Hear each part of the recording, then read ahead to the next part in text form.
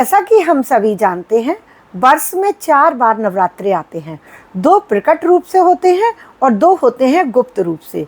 तो आज बात करते हैं गुप्त नवरात्रि के, क्योंकि 6 जुलाई से आषाढ़ मास के गुप्त नवरात्रि प्रारंभ हो रहे हैं। तो गुप्त नवरात्रि का इतना महत्व क्यों है? क्योंकि गुप्त नवरात्रि में करी गई जो पूजा होती है ना, वो बहुत जल्दी सिद्ध हो जाती है। कोई भी उपाय कीजिए, पूजा कीजिए, तो माता बहुत जल्दी हमारी प्रार्थना सुनती है और मन वांछित इच्छा पूर्ण होती है। क्योंकि जो प्रकट नवरात्रे होते हैं उसमें माता के 9 रूपों की पूजा की जाती है, जैसे कि शैलपुत्री, ब्रह्मचारिणी माताओं की पूजा होती है ना। प्रथम शैलपुत्री, दूसरी ब्रह्मचारिणी, तीसरी चंद्रघंटा, चौथी कूसमांडा, 5वीं स्कंद माता, छठी कात्यायनी। इस प्रकार से 9 माताओं की पूजा करी जाती है। लेकिन जो गुप्त नवरात्रे होते हैं उसमें होती है माताओं की 10 विद्याओं की पूजा। तो वो 10 विद्याएं कौन सी हैं आपको बता रही हूँ, ध्यान से सुनिएगा। माँ काली, माँ तारा, माँ ललिता, माँ भुवनेश्वरी, माँ त्रिपुर भैरवी, माँ छिन्नमस्तिका, माँ धूमावती, माँ बगलामुखी, माँ मातंगी और माँ कमला। इस प्रकार से ये माता की 10 विद्याएं हैं जिनका कि प्रतिदिन पूजन होता है। और सौभाग्यवश इस बार जो नवरात्रे पढ़ रहे हैं वो 10 दिन के ही पढ़ रहे हैं। तो 10 रूप की जो पूजा है इस बार पूर्ण रूप से होगी। बात करते हैं इस बार माता किस सवारी पर आ रही हैं। हर बार माता की सवारी देखी जाती है कि माता का जो आगमन हो रहा है वो हमारे जीवन में क्या लेकर आ रहा है। तो इस बार माता आ रही हैं अश्व पर बैठकर। अश्व यानी कि घोड़े पर बैठकर। कहा जाता है कि जब माता अश्व पर बैठकर आती हैं, अश्व की सवारी करती हैं, तो जीवन में बहुत उथल पुथल होती है और हमारे आसपास के वातावरण में भी बहुत उथल पुथल होती है। और आपने शायद अपने चारों तरफ देख भी रहे होंगे कि इन दिनों बहुत अनहोनी हो रही हैं, बहुत परेशानियां चारों तरफ आप देखेंगे, कुछ ना कुछ हो रहा है। कहीं भूकंप आ रहा है, कहीं कोई एक्सीडेंट हो रहा है, कहीं कोई सत्संग में जा रहा है तो दुर्घटना घट गई, कोई नदी में स्नान करने गया है तो दुर्घटना हो गई। तो क्यों? क्योंकि जो माता का आगमन हो रहा है वो अश्व पर हो रहा है। तो इन दिनों हमें जो गुप्त नवरात्रि हैं माता की विशेष पूजा करनी है, जिससे कि हमें माता का जो कृपा प्राप्त हो सके। माता से प्रार्थना करनी है कि हे माँ, हमारे परिवार के ऊपर अपनी कृपा दृष्टि बनाए रखिएगा, हमारे परिवार को आप संकट से रक्षा कीजिएगा।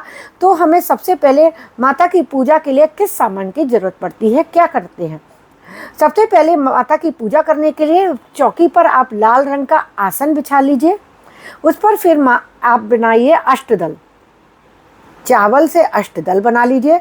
उस पर एक तांबे का कलश स्थापित कीजिए, उसमें जल भरिए और उसमें तांबे का कलश भरकर उसमें आपको एक कॉइन डालना है, एक सिक्का, हल्दी की गांठ और थोड़ी सी दूर्वा, रोली, चावल, इस प्रकार ये सब चीज़ें डालकर उस कलश को स्थापित करना है। उसके ऊपर आप नारियल भी स्थापित कर सकते हैं। यदि नारियल स्थापित नहीं कर रहे हैं तो एक छोटी सी प्लेट या जो कलश के ऊपर ढक्कन आ जाए उसके ऊपर आप चावल भरकर या गेहूं भरकर भी रख सकते हैं। कलश पर आम के पत्ते लगाना ना भूलें।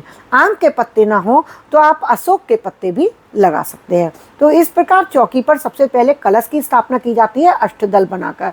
उसके बाद माता की प्रतिमा आपके यहाँ हो तो माता की प्रतिमा को स्थापित कीजिए, नहीं तो माता की तस्वीर है तो माता के तस्वीर को आप स्थापित कीजिए। फिर माता को आप चुंदरी अर्पित कीजिए।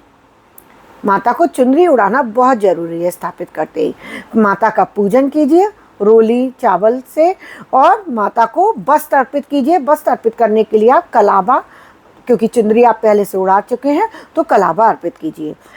इसमें एक जरूरी चीज़ कि आपको गणेश जी की स्थापना भी जरूर करनी है। यदि आपके पास गणेश जी की मूर्ति है तो आप गणेश जी की मूर्ति स्थापित कर सकते हैं, अन्यथा आप फिर एक सुपारी पर कलावा लपेटकर, मौली लपेटकर गणेश जी के रूप में आप उनकी पूजा कर सकते हैं।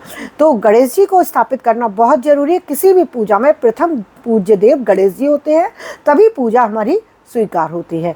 उसके बाद यदि आप व्रत रख रहे हैं तो फिर आप व्रत रख रहे हैं तो फिर आपको अखंड दिया भी जलाना है। आप जवारे बोना चाहते हैं तो जवारे भी बो सकते हैं। यदि आप व्रत नहीं रख रहे हैं तो केवल आप इस रोज के जो ऐसे पूजा घर में आप माता की पूजा करते हैं उस प्रकार से पूजा कर सकते हैं। लेकिन यदि आप व्रत रख रहे हैं तो आपको प्रतिदिन माता की अग्यारी भी करनी है। अग्यारी कैसे करनी है? गाय का उपला लेना है। गाय का उपला यानी कि काऊ डंग, कंडा जिसको बोलते हैं, वो लेना है छोटा सा। उसके ऊपर कपूर और लौंग, धूप, इलायची और बताशे के साथ में आपको अग्यारी करनी है।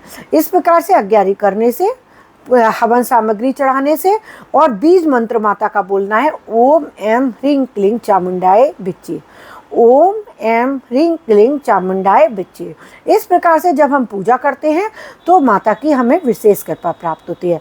लेकिन यदि आप व्रत नहीं रख रहे हैं तो आप बहुत सरलता से, सहजता से गुप्त नवरात्रि की पूजा कर सकते हैं। जैसे आप पूजा घर में प्रतिदिन पूजा करते हैं उसी प्रकार से ये जो 10 विद्याओं की पूजा होती है माताओं के रूप की, इस पूजा को कभी भी स्वयं नहीं करना चाहिए।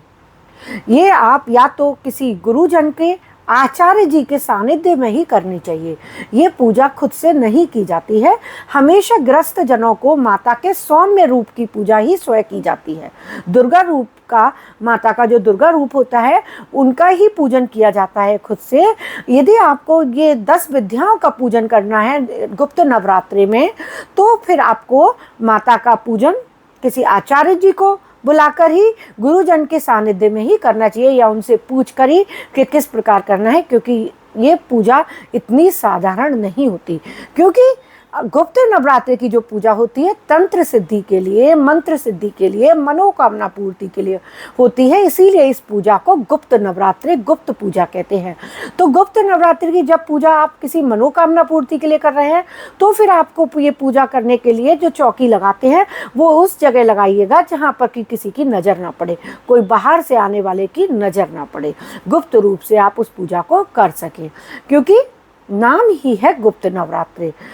यदि आप किसी वैसे आयोजन से पूजा नहीं कर रहे हैं, जैसे माता से बस अपने परिवार की रक्षा के लिए आप प्रार्थना कर रहे हैं, परिवार के ऊपर कृपा बनाने के लिए कर रहे हैं, तो आप अपने घर के मंदिर में भी साधारण रूप से भी माता की पूजा कर सकते हैं। माता को रोज़ फूल माला अर्पित कीजिए। माता को गुलाब का फूल बहुत प्रिय है तो गुलाब का फूल या गुलाब के फूल की माला अर्पित कीजिए। रोज़ माता को एक फल जरूर चढ़ाइए। फल में माता को अनार, केला, सेब, आम, ये कोई भी ऋतु का फल आप चढ़ा सकते हैं, इसलिए माता को बहुत प्रिय होते हैं। माता के सामने दक्षिणा रोज जरूर रखिएगा। उस दक्षिणा को फिर आप नवमी वाले दिन, जब आप घर के मंदिर में पूजा कर रहे हैं, किसी आचार्य के सानिध्य में नहीं कर रहे हैं, तो फिर आप उस पूजा को नवमी वाले दिन जब उठाएंगे, है ना, जब विसर्जित करेंगे, तो आप वो पूजा के जो रुपए हैं आपने जो उठाए हैं उनको आप जो 9 कन्याएं हैं नवमी वाले दिन आप उनमें बांट दीजिए। नवमी वाले दिन आपको 9 कन्याओं को कोई गिफ्ट भी देना चाहिए। 9 कन्याओं को और 2 लांगुर को, लांगुर यानी कि 2 बेटे, तो उनको कुछ गिफ्ट भी देना चाहिए। भोग प्रसाद बांटना चाहिए, हलवा चने का भोग लगाना चाहिए। इससे माता बहुत प्रसन्न होती है और मंदिर में जाकर पूजा की पूरी थाली चढ़ानी चाहिए। गुप्त नवरात्रि में माता को 16 श्रृंगार भी हमें जरूर चढ़ाने चाहिए। यदि आप व्रत रख रहे हैं तो पूरे विधि विधान से करना है। तो 16 श्रृंगार में क्या क्या चीज़ें होती हैं? 16 श्रृंगार में आता है माता के लिए कंगा, सीसा, चूड़ी, बिंदी, महावर, हेयर क्लिप, इस प्रकार से ये जो जितनी भी चीज़ें होती हैं, माता की पोशाक हो गई, है ना, तो ये सारी चीज़ें जो 16 गिनकर, माता के बिछुए जरूर रखिएगा। आप जितना भी कर सकें अच्छी से अच्छी चीज़ें, नेल पॉलिश है, कुछ भी आप अच्छे से अच्छा, लेकिन सबसे ज़रूरी चीज़ होती है चूड़ी, बिंदी, मेहंदी, शीशा, कंगा, बिछुए, क्योंकि ये सुहाग की चीज़ें होती हैं, है ना। तो इन निशानियों को रखने के बाद उसके बाद आप अपनी मर्जी से कुछ भी और भी चीज़ें बढ़ा सकते हैं। 16 करनी ही होती है, उसके आगे भी आप ज़्यादा करना चाहें तो कर सकते हैं। और कोशिश कीजिएगा अच्छे से अच्छा रखिए, ये नहीं कि हमें बस निकालनी है। तो ये चीज़ें सारी माता को आपने चढ़ा दिया अपने घर के मंदिर में, और नवमी वाले दिन फिर आप ये मंदिर में जाकर, जो मंदिर में पंडित होते हैं, पंडितानी होती हैं, उनको दे सकते हैं, या मंदिर में आप ऐसे ही रख कर आ जाइए, वो स्वयं भी ले लेंगे। तो इस प्रकार से जब हम ये पूजा करते हैं तो माता की हमें विशेष कृपा प्राप्त होती है। आप माता से जब अखंड दिया जलाएं तो उसमें आपकी कोई इच्छा है तो क्या करें, एक कागज़ पर अपनी विश लिख दें, एक अपनी इच्छा लिख दें, और उस कागज़ को, उसको पर्ची बनाकर उस अखंड दिए के नीचे रख दें। अब माता से प्रार्थना करें अपनी इच्छा के लिए प्रतिदिन। आप देखेंगे कि 9 दिन में माता आपकी बहुत जल्दी सारी बातें सुनेंगी, आपके परिवार की रक्षा करेंगी, सारे विधि विधान दूर होंगे। गुप्त नवरात्रे आपके जीवन में खुशियाँ ही खुशियाँ लेकर आए।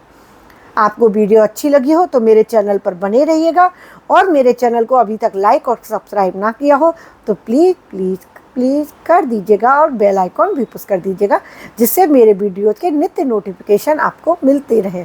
अभी के लिए विदा लेती हूँ। राधे राधे।